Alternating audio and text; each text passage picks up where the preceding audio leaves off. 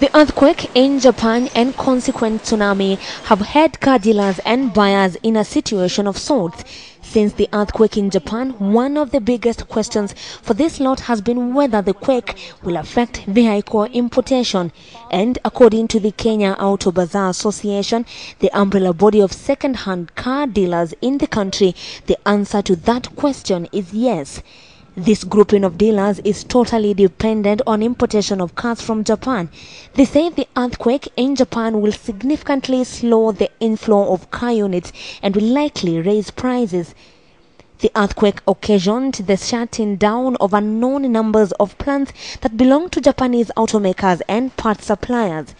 This happening at a time when car sales are rising and exports are needed to meet growing demand.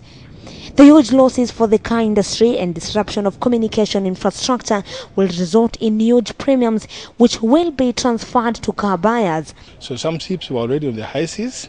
Some of the ships were already loading the vehicles to come to Kenya, and some of them were... So most of them are cancelled, and the ones which are on the high seas, we are yet to know what the impact, because we'll know after 3 or 4 days whether the ones who are in the high seas have been swept away. So it means that by the end of April, we may find price of cars going up, and by a very big margin. One, we have the twin problem of the earthquake, and we also have got the other problem of the strengthening of the US dollar. The association says that in the short term, they will either import fewer cars or none, depending on how the situation unfolds. This will negatively impact the car business in the country. Because we actually source most of our vehicles from Japan. We don't have an alternative.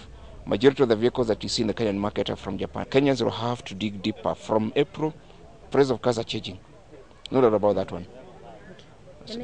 Reports say that Toyota, Honda, Nissan and Subaru have closed at least 8 plants as a result of damages. Toyota have shut down 2 plants that produce common models imported into the country. Honda has reported shutdowns for plants producing Honda models commonly used in African countries. The exact number of auto plants affected is yet to be established. Dealers say they expect a report in 3 days' time on the situation. Angel Katusha, KTN, Sunday night.